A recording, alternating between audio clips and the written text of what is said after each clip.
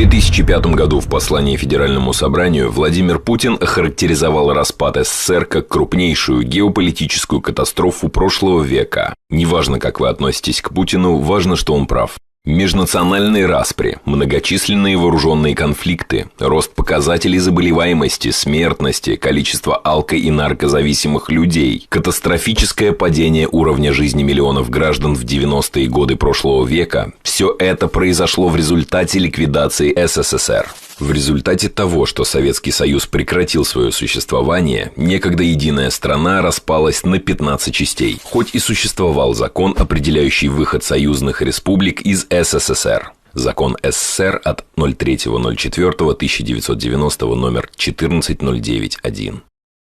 Горбачев с единомышленниками по сути изгнали союзные республики из Советского Союза, приняв ряд постановлений, нарушающих законодательство СССР. Кроме этого, под личной подписью Михаила Горбачева приняты законы, приведшие к ликвидации органов государственной власти – КГБ, министерства и ведомства. В результате этих и других преступных действий, кроме прочего, начались вооруженные конфликты между республиками, которые продолжаются до сих пор и уносят человеческие жизни. Вот некоторые из них. Нагорный Карабах, Абхазия, Южно-Осетинская война, Таджикистан, гражданская война, Приднестровье, две чеченские войны, Осетино-Ингушский конфликт, Ош, Ферганда, война 08.08.08, война в Донбассе. Вооруженные конфликты, унесшие десятки, если не тысячи человеческих жизней, это последствия ликвидации СССР, которая проходила с одобрения и активного содействия генерального секретаря Михаила Горбачева. Чтобы их избежать, достаточно было соблюсти закон о выходе союзных республик из СССР. Горбачев Михаил Сергеевич не принимал меры по охране суверенитета Союза СССР и союзных республик, безопасности и территориальной целостности страны и по реализации национально-государственного устройства СССР. Бездействовал Горбачев и по исполнению воли народа и Верховного Совета СССР о сохранении государства. Новый союзный договор, продвигаемый Горбачевым, также нарушал основной закон СССР – Конституцию.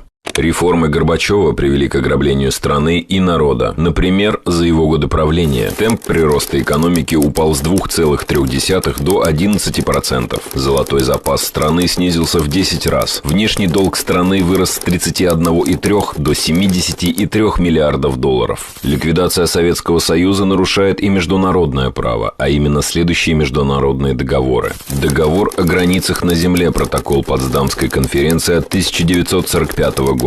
Парижские мирные договоры 1946-1947 года и заключительные Хельсинские соглашения 1978 года.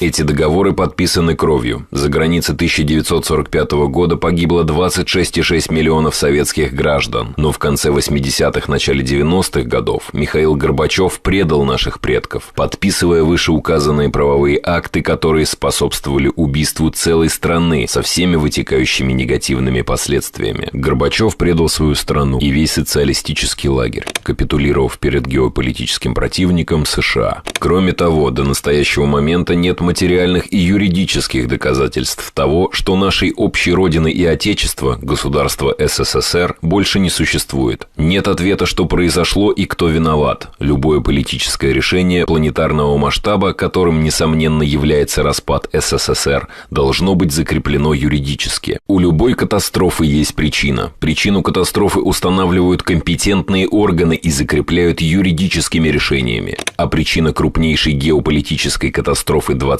века до сих пор неизвестна. Решение. В связи с вышеизложенным, мы, граждане России, как правопреемники СССР, требуем от Верховного Суда, Генеральной прокуратуры и Следственного комитета Российской Федерации провести расследование по факту незаконной ликвидации органов государственной власти и управления СССР и нарушения территориальной целостности СССР в 1991 году. Также инициировать судебную процедуру признания нормативных правовых актов СССР, ликвидировавших органы государственной власти и управления СССР и нарушивших территориальную целостность СССР незаконным и не имеющим юридической силы с момента принятия. Практический результат.